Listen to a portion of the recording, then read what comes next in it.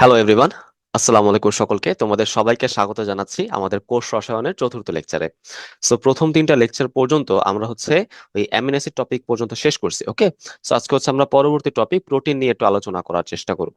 ঠিক আছে, তো চলো আমরা টাইম ওয়েস্ট না করে সরাসরি পড়ার মধ্যে চলে যাই। ওকে, আচ্ছা, সো এখানে আমরা দেখতে পারতেছি প্রোটিন বলতে আসলে কি বোঝায়। হুম, প্রোটিন বলতে আসলে আমরা কি বুঝতেছি? প্রোটিন মানে কি বলতো? অ্যামিনো অ্যাসিডের পলিমার। ওকে, অ্যামিনো অ্যাসিড মিলে মিলে যেই যৌগটা তৈরি করতেছে, বৃহৎ বৃহৎ আকারে যেই আমাদের পলিপেপটাইড যৌগ তৈরি করে, সেটাই আমাদের প্রোটিন। দেখো এখানে বলা আছে কি, এই যে দেখো, অ্যামিনো অ্যাসিডের সমন্বয়ে গঠিত বৃহদাকার জৈব অণু, সেটাই হচ্ছে প্রোটিন। তাহলে আমাকে বলো, প্রোটিনকে তুমি যদি হাইড্রোলাইসিস করো অ্যাসিড বা ক্ষার দ্রবণ দিয়ে, তাহলে তুমি কি পাবা? নিশ্চয়ই অ্যামিনো অ্যাসিড পাবা। সেটাই বলছে যে উচ্চ আণবিক ওজন বিশিষ্ট বৃহৎ আকারের জৈব রাসায়নিক অণু, যেটাকে আমরা হাইড্রোলাইসিস করলে মানে আদ্র বিশ্লেষণ করলে কি পাবো বলো?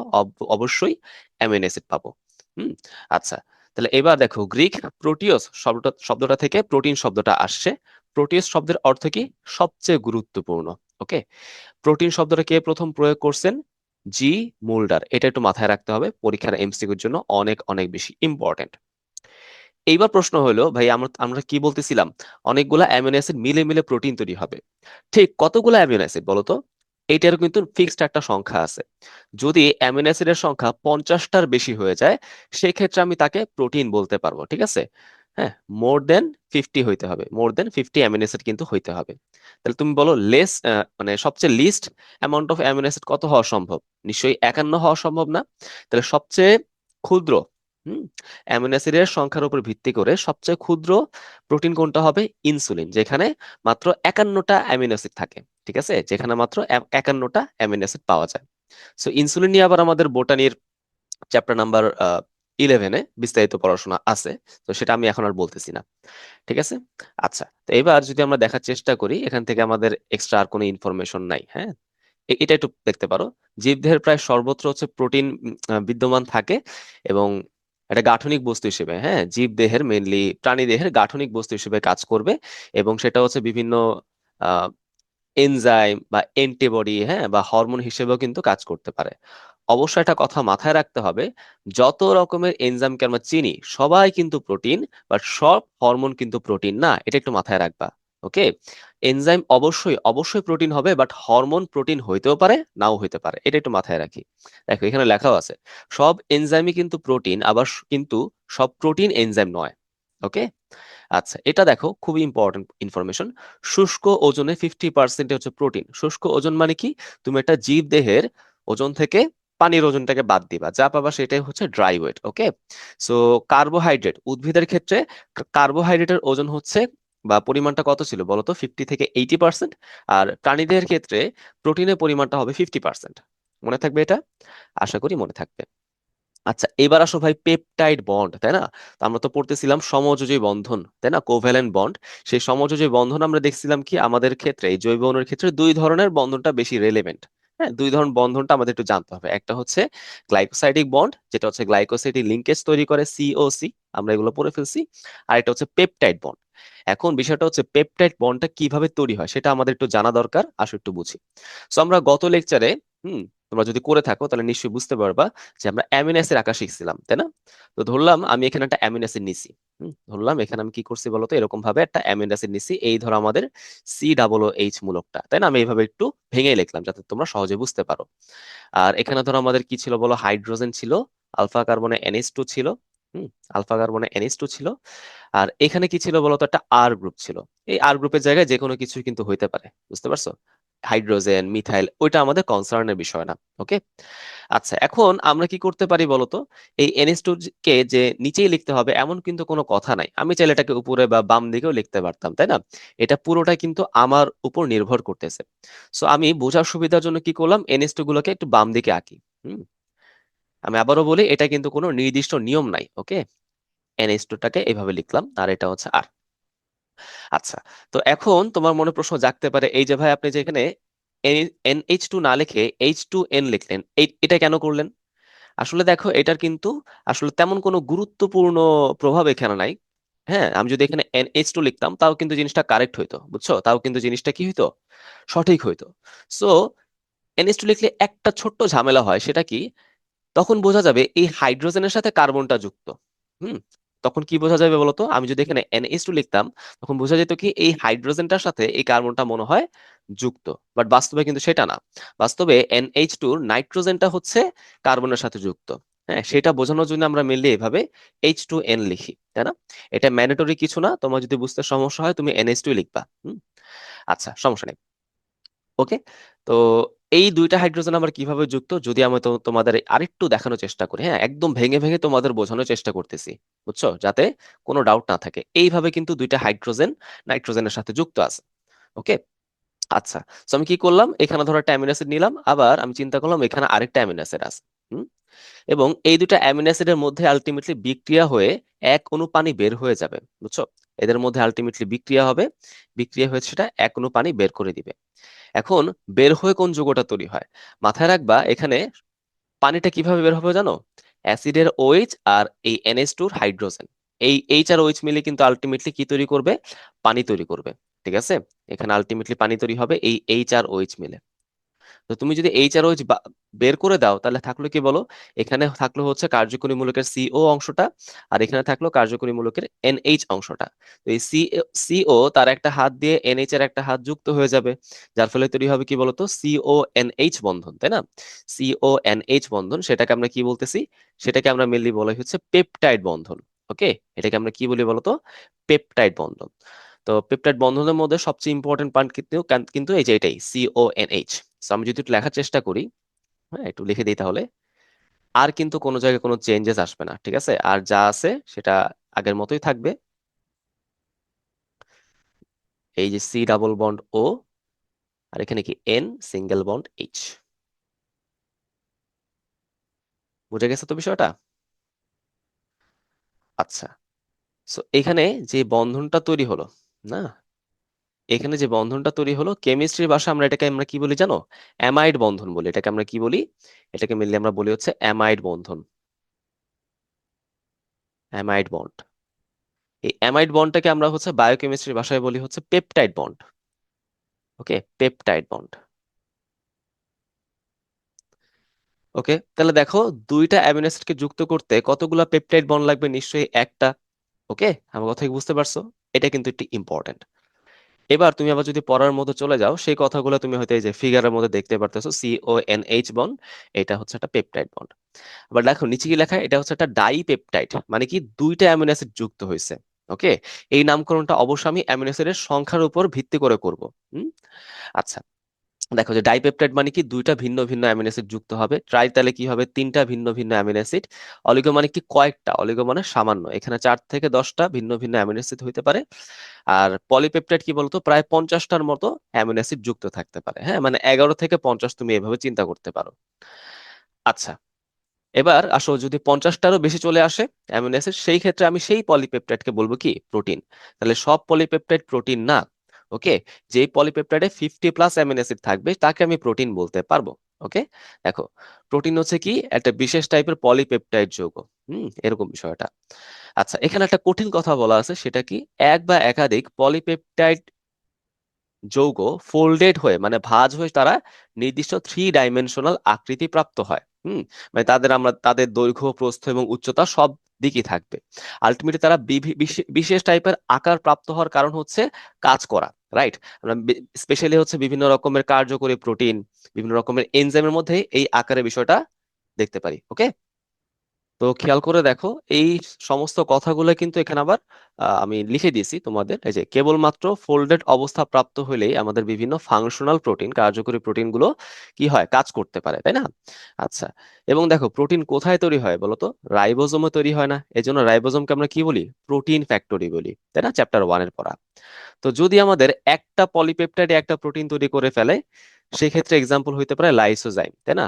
দুইটা পলিপেপটাইড হলে তাকে আমরা বলবো কি, ইন্টোগ্রিন, মানে ইন্টোগ্রিনে দুইটা পলিপেপটাইড ফোল্ডেড হয়ে নির্দিষ্ট আকার গঠন করে। হ্যাঁ। 3টা পলিপেপটাইড হলে তাকে আমি বলবো কোলাজেন, আর 4টা পলিপেপটাইড যুক্ত হলে তাকে আমরা কি বলবো, হিমোগ্লোবিন। হিমোগ্লোবিনটা অনেক অনেক বেশি ইম্পর্টেন্ট, এটা তোমরা জুওলজির মধ্যে পড়বা, হ্যাঁ, চ্যাপ্টার নাম্বার 5-এর ভিতরে। তো সহজে এটা আমরা কিভাবে মনে রাখতে পারি বলতো, লাইক হিম দিয়ে মনে রাখতে পারি। হ্যাঁ, আমরা এটাকে হচ্ছে লাইক হিম দিয়ে মনে রাখতে পারি। তো লাইক হিম জিনিসটাকে আমি যদি একটু তোমাদের এখানে বোঝানোর চেষ্টা করি, মানে এটা এটা একটা ছন্দ আর কি। হ্যাঁ, লাইক হিম। ওকে, ঠিক আছে। এই এলটা দিয়ে কি বোঝায় বলো তো? লাইসোজাইম। লাইসোজাইম। এই আই দিয়ে বোঝাচ্ছে ইন্টোগ্রিন। ইন্টোগ্রিন। আর এই ধরো হচ্ছে কে দিয়ে কি বোঝায়, কে দিয়ে তুমি হচ্ছে ক মনে রাখো, সেটা দিয়ে হচ্ছে কোলাজেন, না? কোলাজেন। ঠিক আছে। আর হিম দিয়ে তো হিমোগ্লোবিন। হিমোগ্লোবিন। রাইট। তাহলে এখন পলিপেপটাইড চেইন কেমনে মনে রাখবো বলো তো? সিরিয়াল ওয়াইজ তুমি যাও, প্রথমে তো এল, তারপর আই, তারপর কে, লাস্টে হচ্ছে হিম, তাই না? তাহলে লাইসোজাইমে একটা চেইন, ইন্টোগ্রিনের দুইটা, কোলাজেনের তিনটা, আর হিমোগ্লোবিনের চারটা। হুম, মনে রাখা যাবে না? এটা কিন্তু মাঝে মাঝে এমসিকিউ তে দিয়ে দেয়, তোমাদের লাগবে। ওকে। আচ্ছা। সো এখানে আবার কথা বলা হয়েছে যে কোন কোষে কি ধরনের কয়টা করে প্রোটিন থাকতে পারে, এটা বলা হয়েছে। যেমন এশেরিকিয়া কোলাই, ইকোলাই, তাই না, আমাদের একটা মিথজীবী ব্যাকটেরিয়া। এটির একটি কোষে প্রায় 3000 রকমের প্রোটিন থাকতে পারে, একটু মাথায় রাখবে এগুলা, হ্যাঁ। মানব দেহে প্রায় 1 লক্ষ ধরনের প্রোটিন থাকতে পারে। এগুলা জাস্ট, হ্যাঁ, মানে রিডিং রিডিং পড়া, এগুলো পরীক্ষার জন্য আবার অত বেশি ইম্পর্টেন্ট না। এবার চলে আসো ভাই প্রোটিনের বৈশিষ্ট্য। প্রথম কথা কি দেখো, প্রোটিন হচ্ছে কলয়েড ধর্মী। ওকে, কলয়েড ধর্মী। এখন কলয়েড ধর্মী বলতে আবার কি বোঝায়? হুম, কলয়েড ধর্মী বলতে আবার কি বোঝানো হয়? তো তোমরা যদি কেমিস্ট্রির ফার্স্ট পেপারের চ্যাপ্টার নাম্বার 5টা পড়ো, সেখানে ক্রিস্টালয়েড, হ্যাঁ, কলয়েড, কোয়াগুলেশন, সাসপেনশন, হ্যাঁ, এইগুলা আমরা পড়াশোনা করি। সো কলয়েড বলতে আসলে ওই কণাগুলার আকারটাকেই মেনলি আমরা বুঝে থাকি। যদি আমাদের কণাগুলার আকার তোমার 2 থেকে 500 ন্যানোমিটারের মধ্যে হয়, তখন তাকে আমরা কলয়েডাল সলিউশন বলি, কলয়েডাল দ্রবণ বলি। সো এখানে বায়োলজিতে ওই অ্যাসপেক্টটা অত বেশি ইম্পর্টেন্ট না। এখানে জাস্ট মাথায় রাখবো কলয়েড কারা, যারা খুব সহজে পানি ধরে রাখতে পারে, পানি টেনে রাখতে পারে। এই জন্য দেখো আমি ব্র্যাকেটে কি লিখে দিছি, পানি গ্রাহী, বা ইংলিশে বললে হবে হাইড্রোফিলিক। হাইড্রোফিলিক। বুঝছো? এরকম বিষয়টা। এবং অধিকাংশ কেলাসিত হয়, এদেরকে জমাটবদ্ধ করা যায়। আচ্ছা, ঠিক আছে। আদ্র বিশ্লেষণ করলে আমরা কি পাবো বলতো? অ্যামিনো অ্যাসিড পাবো, বলে ফেলছি অলরেডি। আচ্ছা, ঠিক আছে। প্রকৃতি এটা দরকার নাই। এবং একটু খেয়াল করে দেখো, যেহেতু তারা পানিকে টানতে পারে, তার মানে পানির সাথে মিশতেও পারবে, এই জন্য তারা কিন্তু পানিতেও দ্রবীভূত হয়, বুঝছো? পানি, তারপর লৌহ অ্যাসিড, ক্ষার, মৃদু লবণ, সব কিছুতেই দ্রবণীয়, কিন্তু অ্যালকোহলে হচ্ছে অদ্রবণীয়। একটু মাথায় রাখবা আর কি। কিন্তু পানির কথাটাই বেশি ইম্পর্টেন্ট। কে পানিতে মিশতে পারে, কে মিশতে পারে না, সেটাই বেশি গুরুত্বপূর্ণ। ওকে।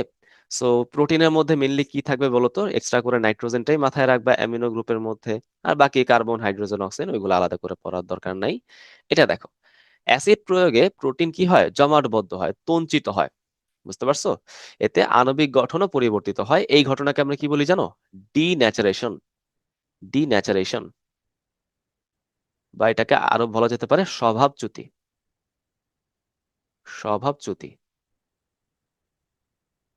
ওকে, একটু মাথায় রাখবা। আচ্ছা, এরপর আসো। প্রোটিন সাধারণত কিরকম কিরকম হয় বলতো? তড়িৎধর্মী হয় এবং সেটা বাফার দ্রবণ হিসেবে কাজ করে। বাফার দ্রবণ মানে কি জানো? যেটা পিএইচ এর পরিবর্তন করে না। নর্মালি আমাদের দেহের পিএইচ কত হয়? 7.35 থেকে 7.45। এটা আর আশেপাশে মিলে থাকার চেষ্টা করে। তো যদি বডির ভেতর আমি ধরো হচ্ছে বেশি পরিমাণ যদি ফুড অ্যাসিড খেয়ে ফেলি, তাই না, আমাদের খাবারের মধ্যে কিন্তু কি থাকে? বিভিন্ন জৈব অ্যাসিড থাকে। সেগুলো তো বডির পিএইচ কমাই ফেলতে পারে, তাই না? সো এই প্রোটিন কি করে? সেই পিএইচ কে কমাইতে দেয় না। আবার যদি আমরা কখনো হচ্ছে অ্যান্টাসিড খাই, অ্যান্টাসিড কিন্তু ক্ষার জাতীয় পদার্থ, হ্যাঁ, ম্যাগনেসিয়াম হাইড্রোক্সাইড, অ্যালুমিনিয়াম হাইড্রোক্সাইডের মিশ্রণ। সেটা কিন্তু বডির পিএইচ বাড়াই ফেলতে পারে। তো এই প্রোটিন গুলা কি করে? সেই পিএইচটাকে বাড়াইতেও দিবে না। তো এইটাই হচ্ছে মিলি বাফার দ্রবণের ক্রিয়া কৌশল। ওকে, তোমরা কেমিস্ট্রিতে এটা পড়বা। শুধু যে প্রোটিনে বাফার হিসেবে কাজ করে এরকম না, আমাদের প্রত্যেকটা কোষের ভেতরে যে কোষ গহ্বরটা আছে, সেই কোষ গহ্বরে কিন্তু বাফার ক্রিয়ার সাথে জড়িত। আবার আমাদের যে রক্তের ভিতরে লোহিত রক্তকণিকা আছে, সেটাও কিন্তু বাফার ক্রিয়ার সাথে জড়িত। বুঝতে পারছো? অনেকগুলো অ্যাসপেক্ট কিন্তু থাকতে পারে। আচ্ছা, এবার আসো হচ্ছে প্রোটিনকে আমরা কি বলি বলতো? অ্যামফোটেরিক পদার্থ বলি। হ্যাঁ, অ্যামফোটেরিক প্রোটিন মানে কি? অ্যামফোটেরিক পদার্থ। অ্যামফোটেরিক কথাটা মানে কি জানো? উভধর্মী। ঠিক আছে, এটার কথাটার মানে কি বলো? উভধর্মী। উভধর্মী। তো এখন এই অ্যামফোটেরিক কথাটা আসলে কোন সেন্সে আসছে একটু বোঝার চেষ্টা করি। তো তুমি যদি এই প্রোটিনের গঠনটা দেখার চেষ্টা করো, নিশ্চয়ই সেটা অ্যামিনো অ্যাসিড দিয়ে তৈরি হবে, তাই না? নিশ্চয়ই সেটা কি দিয়ে তৈরি হবে বলতো? অ্যামিনো অ্যাসিড দিয়ে তৈরি হবে। তো চিন্তা করলাম এই অ্যামিনো অ্যাসিডের একটা কার্বনে সি ডাবল এইচ থাকবে, এবং আরেকটা কার্বনে কি থাকবে বলতো? NH2 থাকবে, তাই না? আচ্ছা, এখন আমাকে বলো তো, এই প্রোটিন অম্লধর্মী হওয়া বেশি লজিক্যাল নাকি ক্ষারধর্মী হওয়া বেশি লজিক্যাল? অনেকে কি বলে যে অম্লধর্মী হওয়াটা বেশি লজিক্যাল। তাদের যুক্তিটা কি ভাই, এখানে তো অ্যাসিড আছে, অ্যাসিড তো ভাই প্রোটন দান করতে পারে, তাই না? এই প্রোটনটা সে দ্রবণে ছাড়তে পারে। কথা ঠিক আছে, হ্যাঁ, সে প্রোটনটা দ্রবণে ছাড়তে পারবে, ঠিক আছে, বাট এই যে NH2 গ্রুপটা তুমি দেখো, ওর কিন্তু মুক্ত জোড় আছে, তাই না? তো দ্রবণে যদি প্রোটন চলে আসে, এই প্রোটনটাকে সে খুব সহজে কিন্তু ধরে ফেলতে পারবে, তাই না? অ্যাসিড গ্রুপ যদি প্রোটনটাকে ত্যাগ করতে পারে, এই NH2 গ্রুপটা কিন্তু খুব সহজে প্রোটনটাকে গ্রহণও করে ফেলতে পারে। তখন জিনিসটা কিরকম হবে দেখতে? তখন দেখো জিনিসটা দেখতে অনেকটা এরকম হবে। হ্যাঁ, তখন জিনিসটা দেখতে অনেকটা এরকম হয়ে যাবে। অ্যাসিড গ্রুপটা হচ্ছে প্রোটন দান করে ফেললো, এবং এই ক্ষার গ্রুপটা হচ্ছে প্রোটন গ্রহণ করে ফেললো। প্রোটন দান করলে সেটা নেগেটিভ আয়নে কনভার্ট হয়ে যাবে, গ্রহণ করলে সেটা পজিটিভ আয়নে কনভার্ট হয়ে যাবে। বাট দেখো তো, এই যে পুরো অণুটা যে আমি আঁকলাম, প্লাস মাইনাস কি সমান সমান না? তাই তো, অ্যাসিড গ্রুপও আছে, ক্ষার গ্রুপও আছে, তাই না? তার মানে এখানে কিন্তু নিট চার্জটা কত আসে? মোট চার্জ কিন্তু জিরো আসে। ওকে, নিট চার্জ কত আসবে বলো তো? জিরো আসবে। তো এই ধরনের আয়ন যেখানে নিট চার্জ তোমার জিরো আসে, যেখানে তোমার একই সাথে অ্যাসিড গ্রুপ এবং ক্ষার গ্রুপটা আছে, তাদেরকে আমরা কি বলতেছি বলতো? তাদেরকে মিলিয়ে বলা হচ্ছে জুইটার আয়ন। কি বলে বলতো? তাদেরকে বলা হয় জুইটার আয়ন। জুইটার আয়ন। ওকে। তো যেহেতু আমাদের প্রোটিনগুলো এরকম অ্যামিনো অ্যাসিড দিয়ে তৈরি, মানে জুইটার আয়ন গঠনে সক্ষম অ্যামিনো অ্যাসিড দিয়ে তৈরি হচ্ছে, তাই প্রোটিনগুলোকে আমরা কি বলি? অ্যামফোটেরিক পদার্থ। এখানে অ্যাসিড গ্রুপও আছে, হ্যাঁ এই দেখো, এটা অ্যাসিড গ্রুপও যেমন আছে, আবার ক্ষারীয় গ্রুপও কিন্তু আছে, তাই না? বেস গ্রুপও কিন্তু আছে। আমার কথা কি বোঝা গেছে? আচ্ছা, এটা আমাদের একটু বোঝার বিষয় ছিল। ঠিক আছে, এরপর চলে এসো ভাই ক্লাসিফিকেশন। সো দেখো, জৈবিক কার্যাবলীর ভিত্তিতে আমরা প্রোটিনকে দুইটা ভাগে ভাগ করতে পারি। একটা হচ্ছে গাঠনিক প্রোটিন বা স্ট্রাকচারাল প্রোটিন, এবং আরেকটা হচ্ছে কার্যকরী প্রোটিন বা ফাংশনাল প্রোটিন। গাঠনিক প্রোটিন কারা বলতো? যারা দেহ গঠন করবে, তাই না? Common sense. যেমন ধরো হচ্ছে আমাদের ত্বকের ভেতরে পাওয়া যাবে, আমাদের অস্থি তরুণাস্থি এসব জায়গায় মিললি পাওয়া যায়। তো এক্সাম্পল গুলো এখান থেকে একটু পড়ে রাখতে হবে। কেরাটিন কই পাওয়া যাবে? দেখো আমাদের মেনলি স্কিনে পাওয়া যায়, তাই না? তোমরা হচ্ছে যখন মেডিকেলে যাবা, কেরাটিনাইজড, নন কেরাটিনাইজড, হ্যাঁ, স্ট্র্যাটিফাইড, স্কোমাস, এরকম কিছু কথা কিন্তু পড়বা আমাদের স্কিনের ভেতরে। তারপর দেখো চুলে পাওয়া যেতে পারে কেরাটিন, হ্যাঁ। তারপর হচ্ছে শিং, নখ, খুর, পালক, হ্যাঁ, বিভিন্ন এরকম, হ্যাঁ, বাহ্যিক যে গঠনগুলো আছে এক্সোস্কেলেটন বলে, এখানে মেনলি পাওয়া যাবে। ওকে, এদেরকে আমরা কি বলতে পারি বলতো? এক্সোস্কেলেটন বলতে পারি। আচ্ছা, আর কোলাজেন, কোলাজেন কই পাওয়া যাবে? মেনলি অস্থি, তরুণাস্থি, তারপর টেন্ডন, কানেকটিভ টিস্যু বা যোজক টিস্যু, এই ক্ষেত্রে পাওয়া যাবে। ফাইব্রাইন পাওয়া যাবে সিল্ক এবং মাকড়সার জালে। হ্যাঁ, মাকড়সার জালে হচ্ছে ফাইব্রাইনও পাওয়া যায়, আবার স্ক্লেরোপ্রোটিনও কিন্তু পাওয়া যায়। হ্যাঁ, কি পাওয়া যায় বলতো? স্ক্লেরোপ্রোটিন। স্ক্লেরোপ্রোটিন একটু মাথায় রাখো, সামনে লাগবে তোমাদের, দুইটাই পাওয়া যায়। আচ্ছা, আর স্ক্লেরোটিন, স্ক্লেরোপ্রোটিন এক জিনিস, স্ক্লেরোটিন কিন্তু আরেক জিনিস। স্ক্লেরোটিন কই পাওয়া যায়? পতঙ্গের বহিঃকঙ্কালে পাওয়া যায়। কন্ড্রিন পাওয়া যাবে তরুণাস্থিতে। হুম, রাইট। এজন্যই কিন্তু তার মাতৃকাকে আমরা কি বলি? কন্ড্রিন বলি। আর সিন পাওয়া যাবে অস্থিতে, একটু মাথায় রাখবে আর কি। আচ্ছা, কার্যকরী প্রোটিনের মধ্যে কি আছে? যারা হচ্ছে দেহের বিভিন্ন বিপাকীয় কাজ করে থাকে, তাই না? আচ্ছা, সো এই বিপাকীয় কাজের মধ্যে তুমি কি দেখতে পাচ্ছো বলো তো? বিপাকীয় কাজের মধ্যে মানে আমাদের বডির ভিতরে যত রকমের কাজ হয়, সে কাজের ভিতরে তুমি কি দেখতে পারতেছো? এনজাইম, হরমোন, ভিটামিন এবং বিভিন্ন পিগমেন্ট, শ্বাসরঞ্জক, পিত্তরঞ্জক, সবাই কিন্তু কার্যকরী প্রোটিনের মধ্যেই পড়বে। আচ্ছা, এবার আসো আকৃতি অনুযায়ী এটাকে আমি দুই ভাগে ভাগ করতে পারবো। হ্যাঁ, তন্তুময় এবং গ্লোবিউলার। গ্লোবিউলার গুলা কিরকম হয় বলো? গোলাকার হয়। আর তন্তুময় গুলা কি করবে বলো তো? পলিপেপটাইডটা বেশ লম্বা হয় দেখতে, অনেক তোমার কি হয়, কিরকম হবে বলো তো? সুতার মতো দেখতে হয়।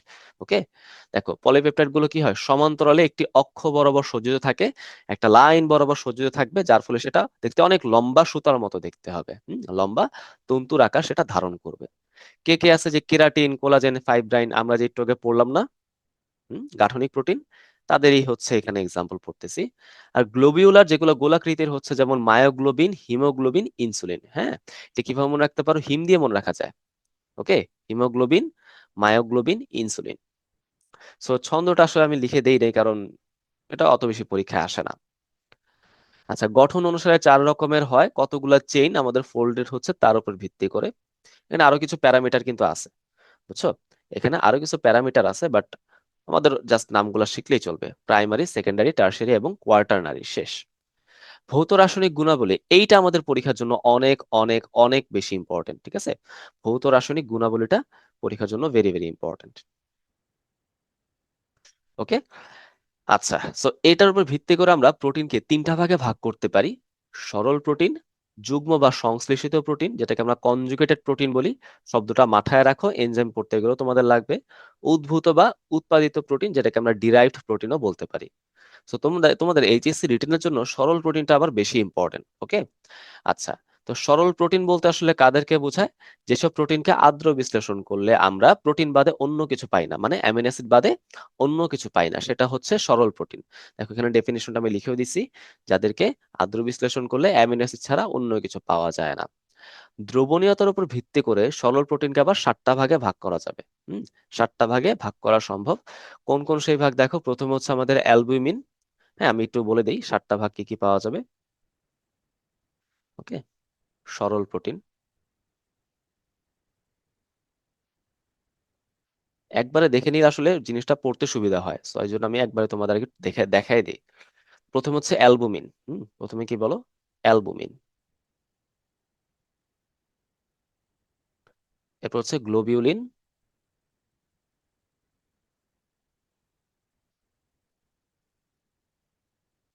অ্যালবুমিন, গ্লোবিউলিন, তাই তো? তারপর হচ্ছে তোমার গ্লুটেলিন।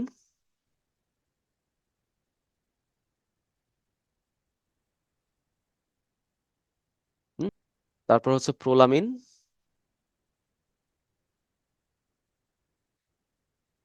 প্রোটামিন,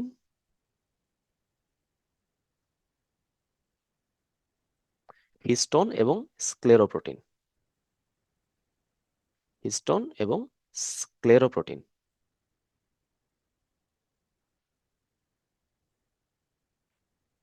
ওকে, সো কিভাবে হচ্ছে আমি নিজে মনে রাখতাম আমি তোমাকে বলি। সো অ্যালবুমিন, গ্লোবিউলিন এই দুটা মনে রাখা খুবই ইজি।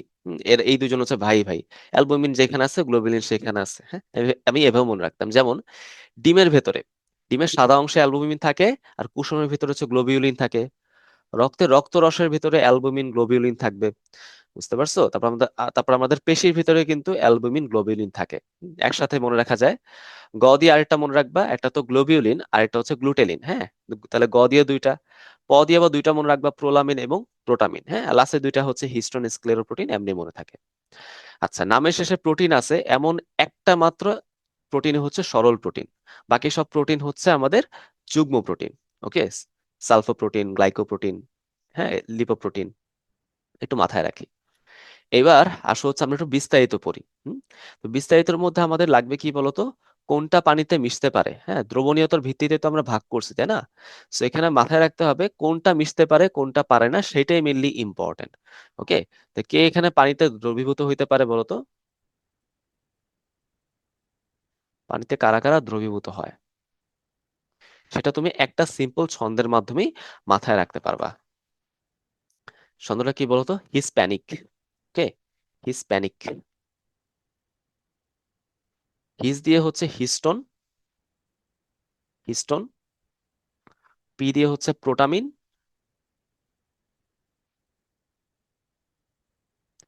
প্রোটামিন। আর এ দিয়ে হচ্ছে অ্যালবুমিন।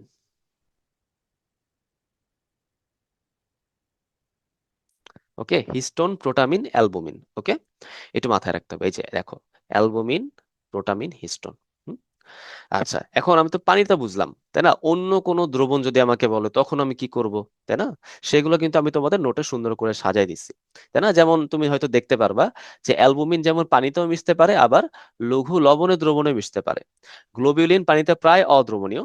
হ্যাঁ, গ্লোবিউলিন হচ্ছে পানিতে প্রায় অদ্রবণীয়, কিন্তু সেটা আবার লঘু লবণে দ্রবণে মিশতে পারে। ঠিক আছে? তারপর ধরো গ্লুটেলিন, সেটা পানিতেও মিশতে পারে না, লঘু লবণে দ্রবণেও সেটা মিশতে পারে না। এরকম ভাবে কিন্তু আমরা হচ্ছে একটু ভাগ ভাগ করে দেওয়ার চেষ্টা করছি। ওকে, আচ্ছা। সো এখানে, এখানে তুমি যদি আসো, হুম, ক্লাসিফিকেশন গুলা যদি একবার দেখার চেষ্টা করি, খেয়াল করে দেখো। অ্যালবুমিন, দেখছো পানিতে খুব সহজেই মিশতে পারে, মিশে ঘোলাটে দ্রবণ তৈরি করতে পারে, এবং এটা লঘু লবণের দ্রবণও কিন্তু মিশতে পারবে। তাপ প্রয়োগে জমাটবদ্ধ হয়। শুধু মনে রাখবা এই যে যেই দুইটা প্রোটিন ভাই ভাই আমি বলছিলাম, অ্যালবুমিন গ্লোবিউলিন, তারা কিন্তু তাপ প্রয়োগে জমাটবদ্ধ হইতে পারে। হুম, বুঝতে পারছো? একটু মাথায় রাখবা, বাকি কেউ কিন্তু তাপ প্রয়োগে জমাটবদ্ধ হয় না। এক্সাম্পল গুলো এখানে বেশ কিছু এক্সাম্পল আছে, সো আমি তোমাদের যেগুলো মার্ক এখানে করে দিছি নোটের ভিতরে, সেগুলো তুমি একটু পড়বা, ঠিক আছে? তাহলেই যথেষ্ট। দেখো, প্রথমে তো আমরা দেখতে পারতেছি ডিমের সাদা অংশে পাওয়া যাবে কি ওভালবুমিন, মানে ওভো অ্যালবুমিন, আর কুসুমে পাওয়া যাবে হচ্ছে ওভোগ্লোবিউলিন, তাই না? এই যে জোড়া জোড়া। আবার দেখো, রক্ত রস এবং লসিকার ভিতরে কি পাওয়া যাবে? সিরাম অ্যালবুমিন এবং এখানে সিরাম গ্লোবিউলিন, তাই না? আচ্ছা, তারপর দেখো দুধে পাওয়া যাচ্ছে ল্যাকটালবুমিন, শুধুমাত্র এখানে অ্যালবুমিনই পাওয়া যায়, দুধে গ্লোবিউলিন পাওয়া যায় না। মাংসপেশিতে মায়ো অ্যালবুমিন পাওয়া যাবে, আবার দেখো মায়ো গ্লোবিউলিনও কিন্তু পাওয়া যাবে। বুঝছো, মায়োসিন গ্লোবিউলিন যেই কথা, মায়োগ্লোবিউলিন একই কথা। তাহলে আমরা কিন্তু অ্যালবুমিন গ্লোবিউলিনকে ভাই ভাই হিসেবে দেখতেছি, তাই না? এই তিনটা সোর্সে তো আমরা দেখলাম, আর সাথে কি দেখলাম বলতো? তাপ প্রয়োগে সেটা জমাটবদ্ধ হয়। ওকে, চাইলে চাইলে তুমি এখানে লিউকোসিন, লিগোমেলিন এগুলো পড়তে পারো না, সমস্যা নাই। গ্লোবিউলিনে চলে আসো ভাই। এটা পানিতে প্রায় অদ্রবণীয়, কিন্তু লঘু লবণের দ্রবণে আবার সেটা মিশতে পারে। তাপ প্রয়োগে এরাও জমাটবদ্ধ হয়, আমরা দেখছি। বীজের ভেতরে মেইনলি কি থাকবে? গ্লোবিউলিন থাকবে। হ্যাঁ, বীজের ভেতরে আবার অ্যালবুমিন নাই, গ্লোবিউলিন থাকে। সো গ্লোবিউলিন হচ্ছে, আমরা তো দেখলাম এগুলা। চোখের লেন্স, এটাও কিন্তু ইম্পর্টেন্ট। সেটা কি বলো? Crystalline globulin.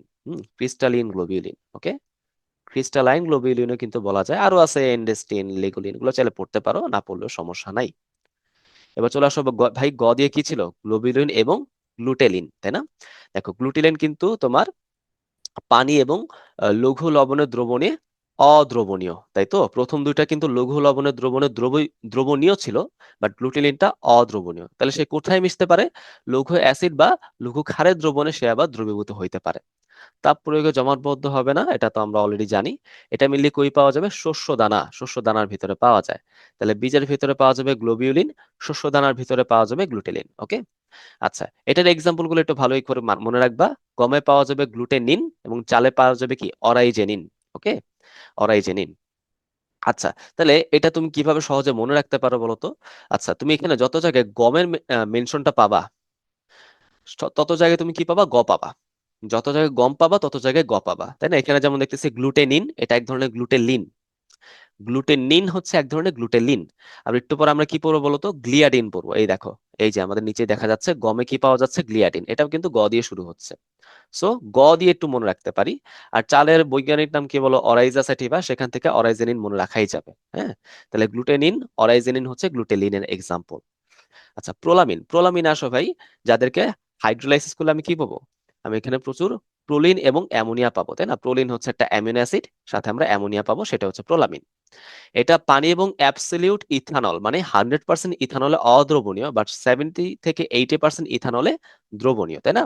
তো এখানে কিন্তু একটা এক্সেপশনাল কথা বলা আছে। আমরা অন্য কোনো প্রোটিনের ক্লাসিফিকেশনে বা অন্য কোথাও কিন্তু এরকম ভাবে পড়ি না যে 100% দ্রবীভূত হয় না, বাট 70 থেকে 80% দ্রবীভূত হয়। সো এটা তুমি একটু মাথায় রাখবে আলাদা করে। তাপ প্রয়োগে জমাটবদ্ধ হবে না, ঠিক আছে? শুধুমাত্র বীজে পাওয়া যায়। তাহলে মাথায় রাখবা, গ্লোবিউলিন কিন্তু বীজে পাওয়া যেত, বীজ ছাড়াও বিভিন্ন জায়গায় পাওয়া যেত, বাট প্রোলামিন শুধুমাত্র বীজে পাওয়া যাবে, অন্য কোথাও পাওয়া যাবে না। ভুট্টার জেইনে পাওয়া যায়। হ্যাঁ, কিভাবে মনে রাখতে পারি? ভুট্টার বৈজ্ঞানিক নাম কি বলো? জিয়া মেইস, তাই না? জিয়া মেইস। তো জিয়া থেকে জেইন মনে রাখো, তাই তো? গমে তো আমরা দেখছি গ্লিয়াডিন, এবং জবে হচ্ছে হর্ডিন, না না মনে রাখলেও সমস্যা নাই। আচ্ছা, তাই না? প্রোটামিন দেখো কি বলছে এখানে? সবচেয়ে ক্ষুদ্র প্রোটিন। এখন তোমার মনে একটু ডাউট আসতে পারে যে ভাই, আমি একটু আগে না বললাম 51টা অ্যামিনো অ্যাসিড, সেটা হচ্ছে সবচেয়ে ক্ষুদ্র প্রোটিন, ইনসুলিন। আসলে দেখো, সবচেয়ে ক্ষুদ্র প্রোটিন আমি দুইটা ক্রাইটেরিয়া বলি, একটা হচ্ছে অ্যামিনো অ্যাসিডের সংখ্যার ভিত্তিতে, এবং আরেকটা হচ্ছে প্রোটামিনের ভিত্তিতে, মানে সরি কি বলি, সাইজের ভিত্তিতে। হুম, সো অ্যামিনো অ্যাসিডের ভিত্তিতে সবচেয়ে ক্ষুদ্র হচ্ছে ইনসুলিন, এর থেকে কম অ্যামিনো অ্যাসিড অন্য কোনো প্রোটিনে নাই। বাট সাইজের ভিত্তিতে সবচেয়ে ক্ষুদ্র কে? প্রোটামিন। হ্যাঁ, এর থেকে ছোট কোনো সরল প্রোটিন হইতে পারে না। কথা কি বোঝা গেছে? আচ্ছা, যদি প্রশ্নের মধ্যে অপশন দুইটা থাকে, তখন তুমি প্রোটামিন দাগাবা। রাইট, এটা একটু মাথায় রাখো আর কি। ওকে, কারণ বইয়ের ভিতরে ওয়ার্ড সিলেকশন গুলো কি ইম্পর্টেন্ট। হ্যাঁ, কোথাও কিন্তু এভাবে লেখা নাই যে সবচেয়ে ক্ষুদ্র প্রোটিন ইনসুলিন। হ্যাঁ, বুঝতে পারছো? খুব লেম মনে হলো বিষয়টা, আমরা তো লজিক্যালি জিনিসটা বুঝতে পারছি, তাই না? বাট মনে রাখবা, তোমার টিচার যখন এমসিকিউ করবেন, সে কিন্তু হচ্ছে বইয়ের লাইন ধরে ধরে করবেন, তাই না? বই থেকে দেখে দেখে করবেন। সো বইয়ের ওয়ার্ড সিলেকশন গুলো কিন্তু ইম্পর্টেন্ট, হ্যাঁ।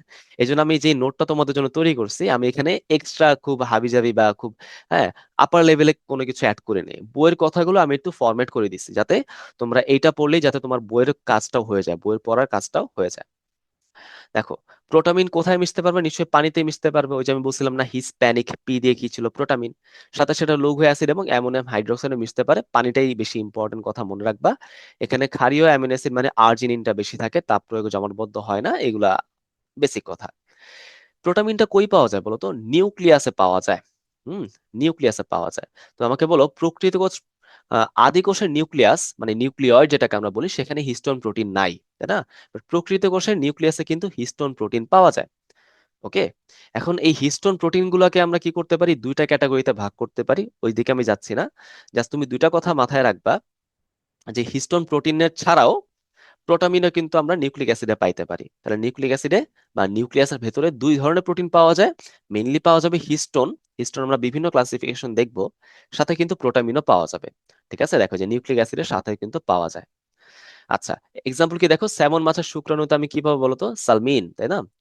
স্যামনের স্পেলিংটা কি জানো? এরকম, SALMON। তুমি জাস্ট ওর জায়গায় আই বসাই দিলেই তার প্রোটিনটা পেয়ে যাবা, সালমিন। হিস্টোন প্রোটিন, এটা পানিতে মিশতে পারে, ঠিক আছে। এবং এটার মধ্যে কিন্তু হচ্ছে ওই ক্ষারীয় অ্যামিনো অ্যাসিড পাওয়া যাবে, আর্জিনিন, লাইসিন, তাপে জমাটবদ্ধ হবে না, মানে এটাও কিন্তু অনেকটা প্রোটিনের ভাই ভাই, তাই না? প্রোটিনের মতোই কিন্তু এটা বৈশিষ্ট্য, পানিতে মিশতে পারতেছে, ক্ষারীয় অ্যামিনো অ্যাসিড বেশি আছে, তাপে জমাটবদ্ধ হবে না, তাই না? নিউক্লিয়াস এবং নিউক্লিক অ্যাসিডের মধ্যে পাওয়া যাচ্ছে, রাইট? এবং দেখো যে নিউক্লিক অ্যাসিডের মধ্যে মেনলি সেটা নিউক্লিয় হিস্টোন তৈরি করে, তাই না? যেটাকে আমরা কি বলতে পারি বলতো? নিউক্লিওজোম বলতে পারি। ওকে, যেখানে আমাদের ক্রোমোজোম আছে, ক্রোমোজোম, হ্যাঁ, ক্রোমোজোমের ভেতরে মেনলি কি পাওয়া যায়? ক্রোমোজোমের ভেতরে এই হিস্টোন প্রোটিনটা পাওয়া যায়। হ্যাঁ। সো এইটাকে আমরা কি বলতেছি? ক্রোমোজোম বলতে মিলে ডিএনএ কে আমি বুঝতে পারতেছি। ওকে, বিষয়টা কি বোঝা গেছে তো? সো ক্রোমোজোম বলতে আমরা এখানে ডিএনএ কে ইন্ডিকেট করতেছি। সো ডিএনএ প্লাস হিস্টোন মানে কি বলতো? নিউক্লিওজোম। নিউক্লিওজোম। ওকে, নিউক্লিওজোম, একটু মাথায় রাখো। স্ক্লেরোপ্রোটিন, সেটা কিন্তু পানিতে দ্রবীভূত হয় না, মৃদু লবণও মিশতে পারে না, ঠিক আছে। এটা দিয়ে মেনলি হচ্ছে বিভিন্ন স্ট্রাকচার তৈরি হয়, কাঠামো তৈরি হয়, যেমন কেরাটিন, কোলাজেন, হ্যাঁ, টেন্ডন আমরা দেখছি, এইসব বেসিক কথা, এগুলো আর দরকার নাই। চলে আসো ভাই পরবর্তী টপিক, সেটা কি? যুগ্ম প্রোটিন বা সংশ্লেষিত প্রোটিন, মানে যে প্রোটিনকে ভাঙলে আমরা অ্যামিনো অ্যাসিড ছাড়াও অন্য কিছু পাইতে পারি। হ্যাঁ, বুঝতে পারছো? একটা নন প্রোটিন অংশ আমরা পাইতে পারি। দেখো লেখা আছে কি, কোনো অপ্রোটিন অংশ বা নন প্রোটিন অংশ এখানে পাওয়া যেতে পারে। সেই অপ্রোটিন অংশকে আমরা কি বলতে পারি? Prosthetic group. হ্যাঁ, প্রোস্থেটিক গ্রুপ। তাকে আমরা কি বলি? যুগ্ম প্রোটিন বা কনজুগেটেড প্রোটিন। কনজুগেটেড প্রোটিনকে আমরা বিভিন্ন ক্যাটাগরিতে ভাগ করতে পারি, যেভাবে আমি তোমাদের বলছিলাম মনে রাখতে, যে শুধুমাত্র জানবা যে নামের শেষে প্রোটিন থাকলে সেটা যুগ্ম প্রোটিন, শুধুমাত্র স্ক্লেরোপ্রোটিন বাদে। শুধুমাত্র স্ক্লেরোপ্রোটিন বাদে। আচ্ছা, তাহলে এখন আসো হচ্ছে এটার মধ্যে কি কি এক্সাম্পল পাইতে পারি। প্রথমে হচ্ছে আমাদের নিউক্লিয় প্রোটিন, তাই তো? প্রথমে কি বলো? নিউক্লিয় প্রোটিন, অর্থাৎ প্রোটিনের সাথে যদি নিউক্লিক অ্যাসিডটা থাকে, ওই যে আমি বললাম না, নিউক্লিয় হিস্টোন, নিউক্লিওজোম, এরা সবাই কিন্তু নিউক্লিয় প্রোটিনেরই এক্সাম্পল। হ্যাঁ, ক্রোমোজোম এটা মেনলি পাওয়া যাবে। গ্লাইকোপ্রোটিন বা মিউকোপ্রোটিন, গ্লাইকো বা মিউকো শব্দ দেখলে তুমি কি বুঝে ফেলবা? কার্বোহাইড্রেট এখানে আছে। কার্বোহাইড্রেট এখানে পাওয়া যাবে। ওকে, দেখো বিভিন্ন রকমের কার্বোহাইড্রেট, বিশেষ করে এখানে বিভিন্ন মনোস্যাকারাইডে পাওয়া যায়। ওকে। গ্লাইকোপ্রোটিনটা মেনলি কই পাবো বলো তো? আমাদের সেল মেমব্রেনে পাবো, তাই না? তোমরা কি গ্লাইকোক্যালিক্স সম্পর্কে জানো না? গ্লাইকোক্যালিক্স, গ্লাইকোক্যালিক্স, এই গ্লাইকোক্যালিক্সটা কিভাবে তৈরি হয় বলো তো? গ্লাইকোপ্রোটিন এবং গ্লাইকোলিপিড নিয়ে। সো এই গ্লাইকোপ্রোটিনটা হচ্ছে এই সেই গ্লাইকোপ্রোটিন বা মিউকোপ্রোটিন। ওকে। আচ্ছা, লিপোপ্রোটিন মানে কি? লিপিড এবং প্রোটিন নিয়ে যে আমাদের যুগ্ম প্রোটিনটা তৈরি হবে, তাই না? লিপিড এবং প্রোটিন নিয়ে যেটা তৈরি হয়। আচ্ছা, সো লিপিড অংশের মধ্যে আবার কোলেস্টেরল বা ফসফোলিপিড থাকে, এটা আমরা লিপিড অংশে আবার আলাদা করে পড়বো, সমস্যা নাই। আচ্ছা, লিপোপ্রোটিন পানিতে দ্রবীভূত হয়, কারণ প্রোটিন তো আছে ভাই, প্রোটিন তো মিশতেই পারে। লিপিড মিশতে পারে না, প্রোটিন মিশতে পারে। হুম, বুঝতে পারছো? তাহলে লিপোপ্রোটিন কিন্তু পানিতে মিশতে পারবে। এখন বলতে পারো ভাই, লিপিড তো আবার মেশে না, তাই না? মাথায় রাখবে এটা গঠনটা কিরকম হয় জানো লিপোপ্রোটিনের? ভিতরে থাকে একটা লিপিডের কোর, এই ধরো সেই লিপিডের কোর, এবং তার বাইরে থাকে হচ্ছে প্রোটিনটা। ওকে, যার ফলে সেটা পানিতে খুব সহজে মিশতে পারে। লিপিড তো ভাই ভেতরে আছে, তাই না? এটা একটু মাথায় রাখবা। লিপোপ্রোটিন কই পাওয়া যায়? বিভিন্ন মেমব্রেনে পাওয়া যায়। হ্যাঁ, নর্মালি হচ্ছে আমাদের যে কোষীয় অঙ্গাণুগুলো আছে, হ্যাঁ, বা নিউক্লিয়ার মেমব্রেন যেটা আছে, সেখানেও কিন্তু পাওয়া যেতে পারে। দেখো mitochondria, chloroplast lamellae, electron transport chain. তারপর দেখো আমাদের প্লাজমা প্রোটিনও কিন্তু লিপোপ্রোটিন জাতীয় প্রোটিন। হ্যাঁ, প্লাজমা যেসব প্রোটিন গুলা থাকে না, আমরা কিন্তু হচ্ছে জুলজি চ্যাপ্টারে প্লাজমা প্রোটিন গুলো পড়ছি, তাই না? অ্যালবুমিন, গ্লোবুলিন, প্রোথ্রম্বিন, তারপর কি ফাইব্রিনোজেন, তাই না? এরকম পড়ছিলাম না? আচ্ছা, এগুলো নর্মালি হচ্ছে লিপিডের সাথে আবদ্ধ অবস্থায় থাকার চেষ্টা করে। আচ্ছা, এবার চলে আসো ফসফোপ্রোটিন মানে কি বলতো? যেখানে প্রোস্টেটিক গ্রুপ হিসেবে কি থাকবে? ফসফরিক অ্যাসিড থাকবে, মানে ফসফেটটা মিলে থাকবে। ফসফরিক অ্যাসিডে কি অবস্থায় থাকে বলো? ফসফেট অবস্থায়। ওকে, যেমন ধরো দুধের কেসিনোজেন, ডিমের ভাইটেলিন, এগুলো কিন্তু ফসফোপ্রোটিনের উদাহরণ। আচ্ছা, এরপর হচ্ছে ক্রোমোপ্রোটিন। ক্রোমো শব্দটা মানে কি বলতো? কালার, তাই তো? কালার, তাই না? রং। তাহলে রঞ্জক পদার্থযুক্ত প্রোটিনই হচ্ছে ক্রোমোপ্রোটিন। যেমন ধরো বিভিন্ন ফ্ল্যাভোপ্রোটিন বলো, বিলি প্রোটিন বলো, তাই না? ওই যে বিলি রুবিন হলুদ কালার, বিলি ভার্ডিন সবুজ কালার। ক্যারোটিনয়েড প্রোটিন বলো, ওই যে ক্যারোটিন কমলা কালার, হ্যাঁ, জ্যান্থোফিল হলুদ কালার। ক্লোরোফিল প্রোটিন তুমি বলো, ক্লোরোফিল এ হলদে সবুজ, ক্লোরোফিল বি নীলাভ সবুজ। হিমোগ্লোবিনের কথা তুমি চিন্তা করো, লাল কালারের হয়। যেগুলো মানে রং তৈরি করতেছে তারাই কি ক্রোমোপ্রোটিন। মেটালোপ্রোটিন মানে কি? প্রোটিনের সাথে যদি মেটাল থাকে ভাই, এই যে দেখো আয়রন যদি থাকে, ম্যাঙ্গানিজ, ম্যাগনেসিয়াম, জিঙ্ক যদি থাকে, তাই না? সেটা হয়ে যাবে মেটালোপ্রোটিন। এখন বলতে পারো ভাই, এখানে যে লেখা এনজাইমের অ্যাক্টিভেটর, এটা মানে কি? এটা আমরা এনজাইম অংশে আবার বুঝবো, ঠিক আছে? এখন আমাদের এটা লাগবে না। এক্সাম্পল চাইলে পড়তে পারো, এগুলো অত বেশি পরীক্ষা আসে না। সিডারোফিলিন, সেলোপ্লাজমিন, চাইলে পড়তে পারো। ওকে। আচ্ছা, ফ্ল্যাভোপ্রোটিন তুমি বলতে পারো ভাই আমরা ফ্ল্যাভোপ্রোটিন পড়ে আসলাম, তাই না? এই যে একটু আগে ক্রোমোপ্রোটিন, হ্যাঁ কথা ঠিক আছে। ফ্ল্যাভোপ্রোটিনকে কিন্তু আমি ক্রোমোপ্রোটিন প্রোটিনের মধ্যে কিন্তু ইনক্লুড করে পড়তে পারি। এই ফ্ল্যাভোপ্রোটিনের কালার কিরকম হয় জানো? হলুদ। বুঝছো? হলুদ, হলুদ কালারের হয়। ওকে, জাস্ট একটু মাথায় রাখো আর কি। এখানে মেনলি হচ্ছে কি থাকে বলতো? একটা ফ্ল্যাভিন যৌগ থাকে, ফ্ল্যাভিন অ্যাডেনিন ডাইনিউক্লিওটাইড, জাস্ট একটু মাথায় রাখো। তারপর কি বলতো? লৌহ পোরফাইরিন। তোমাদের বই কি লেখা? প্রোফাইরিন লেখা। প্রোফাইরিন বলতে কোনো যৌগ বাস্তবে নাই। কোন যৌগটা আছে বলতো? পোরফাইরিন যৌগটা আছে। পোরফাইরিন কথাটা সঠিক। এটা মেনলি কই পাওয়া যায় বলতো? সাইটোক্রোমে মেনলি পাওয়া যায়। উদ্ভিদের মেনলি সাইটোক্রোমটা কমনলি হচ্ছে পাওয়া যায়, প্রাণীকোষে কমনলি পাওয়া যায় না। আচ্ছা, এবার হচ্ছে উদ্ভূত বা উৎপাদিত লিপিড, জাস্ট একবার রিডিং পড়বা, পরীক্ষার জন্য অত বেশি ইম্পর্টেন্ট না। হ্যাঁ, দেখো এই যে প্রকৃতিতে এই এই প্রোটিনগুলো মুক্ত অবস্থায় পাওয়া যায় না, আমাদের কৃত্রিম ভাবে আলাদা করে তৈরি করতে হয়। তাপের প্রভাবে যদি আমাদের ক্রিয়া বিক্রিয়ার মাধ্যমে আমরা তৈরি করতে চাই, তাহলে কোন কোন উদ্ভূত প্রোটিন পাওয়া যাবে? পেপটাইড, প্রোটিয়েজ, পেপটোন এবং ফাইব্রাইন। ওকে, বা ফাইব্রিন বলা যেতে পারে। ওই যে আমরা বলছিলাম না যে ফাইব্রিন মনোমার, ফাইব্রিন পলিমার ও রক্ত সঞ্চালন চ্যাপ্টারে, তাই না? ওইটার কথা এখানে বলা হচ্ছে। আর কৃত্রিম উপায়ে আমরা কি কি তৈরি করতে পারি? দেখো মায়োসান তৈরি করতে পারি মায়োসিন থেকে, অ্যালবুমাস তৈরি করতে পারি অ্যালবুমিন থেকে, তাই না? জাস্ট একটু মাথায় রাখবা। গুণগত বৈশিষ্ট্যের ভিত্তিতে প্রোটিনকে আবার দুই ভাগে ভাগ করা যায়। যেই প্রোটিনে দরকারি সকল অ্যামিনো অ্যাসিড আছে তারা হচ্ছে প্রথম শ্রেণীর প্রোটিন, আর যেখানে হচ্ছে কিছু অ্যামিনো অ্যাসিড শর্ট থাকে তারা হচ্ছে দ্বিতীয় শ্রেণীর প্রোটিন। সো নর্মালি প্রাণীজ প্রোটিনই প্রথম শ্রেণীর প্রোটিন হয়, আর উদ্ভিজ্জ প্রোটিন হচ্ছে দ্বিতীয় শ্রেণীর প্রোটিন হয়। নর্মালি এরকম দেখা যায়। দেখো সবকটি অত্যাবশ্যকীয় অ্যামিনো অ্যাসিড যেখানে আছে তারা প্রথম শ্রেণীর প্রোটিন, বা যাদেরকে আমরা সম্পূর্ণ প্রোটিন বলতে পারি। যেমন ধরো মাছ, মাংস, ডিম, দুধ, হ্যাঁ, তারপর ধরো বাদাম, সয়াবিন, এগুলা। বাট একটু খেয়াল করে দেখো তো ভাই, আমি এখানে চালাকি করে শুধুমাত্র ডিম এবং দুধের মধ্যে মার্কিং করছি। কেন? কারণ এই ডিম এবং দুধকে আমরা কি বলি? আদর্শ খাবার বলি, আদর্শ খাদ্য। কেন এরকম কেন বলতেছি বলতো? কারণ ডিম এবং দুধে সকল অত্যাবশ্যকীয় অ্যামিনো অ্যাসিড সঠিক পরিমাণে, পর্যাপ্ত পরিমাণে বিদ্যমান থাকে। মাছ এবং মাংসের মধ্যেও কিন্তু সব অ্যামিনো অ্যাসিড আছে, বাট মাছ মাংসতে ট্রিপ্টোফ্যানের পরিমাণটা কম আছে, বাট কম। হ্যাঁ, এই জন্য সেটাকে আমরা আদর্শ খাদ্য বলি না। আচ্ছা, আর এখানে দেখো দ্বিতীয় শ্রেণীর প্রোটিনের মধ্যে সব অত্যাবশ্যকীয় অ্যামিনো অ্যাসিড নাই, এই জন্য সেটা হচ্ছে অসম্পূর্ণ প্রোটিন। হ্যাঁ, উদ্ভিজ্জ প্রোটিন গুলোকে আমরা মেনলি বলবো প্রোটিওমস, তাই না?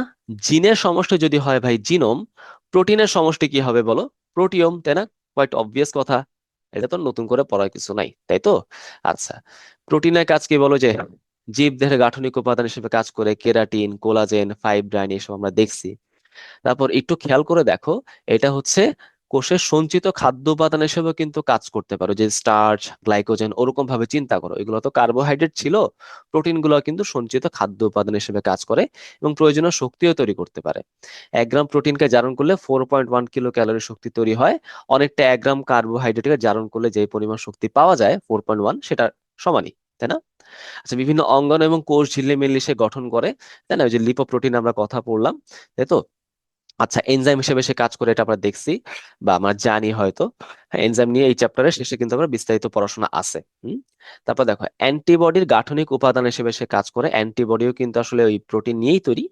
হ্যাঁ, তারপর তারপর একটু চিন্তা করে দেখো যে এখানে কি আছে, হরমোন তৈরি করতে পারে, ইনসুলিন হরমোন, তাই না? বেশ কিছু পেপটাইড হরমোন সে তৈরি করবে। এটা আমি আগেও বলছি, সব হরমোন কিন্তু প্রোটিন না। পেপটাইড হরমোন গুলোই হচ্ছে মেনলি প্রোটিন। তাই তো? এই যে নিউক্লিক অ্যাসিডে পাওয়া যাবে হিস্টোন, এগুলো আমরা জানি, তাই না? তারপর ধরো সাপের যে বিষে যে প্রোটিন পাওয়া যায়, সেটা কিন্তু একটা টক্সিক সাবস্টেন্স, তাই না? সেটার কারণে জীব মারা যেতে পারে, তাই না? আচ্ছা, ঠিক আছে। তারপর এখানে বেশ কিছু ডিফেন্সিভ প্রোটিন আছে, আত্মরক্ষার কাজে ইউজ হয়, তাই না? তারপরে হিমোগ্লোবিন হচ্ছে আমাদের কি, যে ক্রোমোপ্রোটিন, রাইট? এটা কি করে বলতো? অক্সিজেন সঞ্চালন, কার্বন ডাই অক্সাইড সঞ্চালনে সহায়তা করে। তারপর অ্যান্টিবডি কথা আমরা জানি, পিগমেন্ট হিসেবে কাজ করে, হ্যাঁ, এই যে রডোপ্সিনের কথা আমরা জানি, বিলিভার্ডিনের কথা আমরা জানি, এবং ইন্টারফেরন, এইটাও কিন্তু এক ধরনের কার্যকরী প্রোটিন। এটা কি করে? ভাইরাসের আক্রমণ থেকে কোষগুলোকে রক্ষা করার চেষ্টা করে। হ্যাঁ, দেখো, যে দেখো, ইন্টারফেরন ক্যান্সার এবং ভাইরাস রোগ নিরাময়ে অনেক বেশি সহায়তা করে। ঠিক আছে। আচ্ছা, এবার আসো, জীব দেহে প্রোটিনের ভূমিকা। আসলে এখানে আলাদা করে পড়ার কিছু নেই, এগুলো পরে আমরা আলাদা করে কিছু শিখতে পারবো না, জাস্ট তুমি একবার রিডিং পড়তে পারো। হ্যাঁ, আমি তোমাকে একটু হেল্প করে দিচ্ছি। এনজাইমের কি কি ভূমিকা? আমাদের বডির ভিতরে যত রকমের কাজ হয়, যত রকমের ক্রিয়া বিক্রিয়া হয়, সবই কিন্তু বিভিন্ন এনজাইম দ্বারাই কন্ট্রোলড হয়, তাই না? আচ্ছা, গাঠনিক ভূমিকা, কেরাটিন, কোলাজেনের কথা আমরা পড়ছি, জীবদেহ গঠন, এটার কথা আমরা জানি, তাই না? এখানে বেশ কিছু হরমোনের কথা বলছে, এগুলো তোমরা হচ্ছে ওই অন্তঃক্ষরা গ্রন্থিতন্ত্র যখন পড়বা, জুলজি চ্যাপ্টার 8, তখন এগুলো আবার দেখবা। হ্যাঁ, সোমাটোট্রপিক হরমোন কি, হ্যাঁ, আহ, লিউ- লুটিওট্রপিক হরমোন কি, হ্যাঁ, এরকম বিষয়টা। আচ্ছা, ঠিক আছে। তারপর আসো হচ্ছে, তুমি যদি আসো এখানে, এখানে আসলে, হ্যাঁ, আমি একটু স্পেলিংটা ঠিক করেছি না? লিউটোট্রপিক না, এটা হবে কি, লুটিওট্রপিক।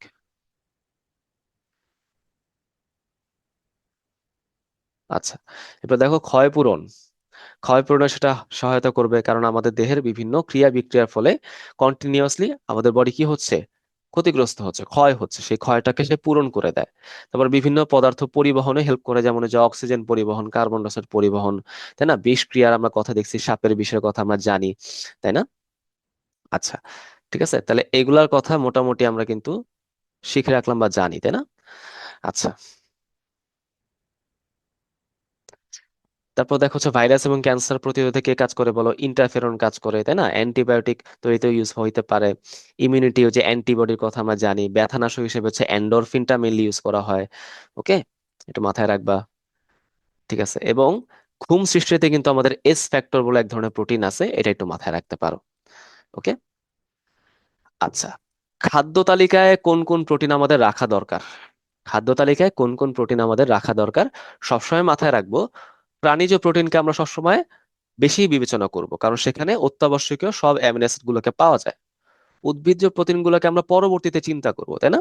তো মেনলি উদ্ভিদের সোর্স গুলোকে আমরা কার্বোহাইড্রেট হিসেবে চিন্তা করি, প্রোটিন হিসেবে তেমন একটা গুরুত্ব দেই না, কারণ সেগুলো কিন্তু অসম্পূর্ণ প্রোটিন। হ্যাঁ, কিছু কিছু অ্যামিনো অ্যাসিড মিসিং থাকে। তো যারা ধরো গরিব, মাছ মাংস খাইতে পারে না রেগুলার, তাদের ক্ষেত্রে কি হবে ভাই? তারা কি এই অ্যামিনো অ্যাসিড কম পেয়ে বেঁচে থাকবে? বিষয়টা কি এরকম না। তাদের ক্ষেত্রে আমরা সাজেস্ট করব কি, একাধিক ধরনের আপনি উদ্ভিজ্জ প্রোটিন খান, তাহলে একটা আরেকটার অভাবটাকে কি করবে বলতো, অনেকটা কমপ্লিমেন্ট করবে, পরিপূরক হিসেবে কাজ করবে, হ্যাঁ, পূরণ করে দিবে, এরকম বিষয়টা। তো দেখো, এখানে আমি সেই কথাগুলোই একটু বলার চেষ্টা করছি। তো এখানে আমরা কি করছি, দেখো যে প্রাণীজ প্রোটিনটাকেই, হ্যাঁ, মানে মাছ মাংস ডিম দুধ, এদেরকে আমরা অগ্রগামী বা উৎকৃষ্ট হিসেবে চিন্তা করব। আর উদ্ভিজ্জ প্রোটিনটাকে আমরা অনুগামী চিন্তা করব, রাইট, নিকৃষ্ট চিন্তা করি। আচ্ছা, ঠিক আছে। এখানে আদর্শ খাবার হিসেবে আমি কি বলতেছি বলতো? আদর্শ প্রোটিন বা আদর্শ খাদ্য ডিম এবং দুধ বলতেছি। মাছ মাংস হিসেবে, মাছ মাংসকে আমরা আদর্শ খাদ্য বলতেছি না। এই যে দেখো, মাছ মাংসে কিন্তু ট্রিপ্টোফ্যানটা কম পাওয়া যায়। এবং দেখো, এখানে হচ্ছে ডালের ভেতরে মেথিওনিন এবং ট্রিপ্টোফ্যান বেশ কম থাকে, বা হ্যাঁ, আরো কম থাকে, তুমি বলতে পারো, এখানে সমস্যা নাই। এখানে হ্যাঁ, ওকে, তাহলে আমরা কি করি বলতো, ওই যে খিচুড়ি বানায় খাই, চাল ডাল একসাথে মিক্স করে খাই, যাই হোক, ওইগুলো আসলে আলাদা কোনো কথা না, আসলে এরকম বিষয়টা।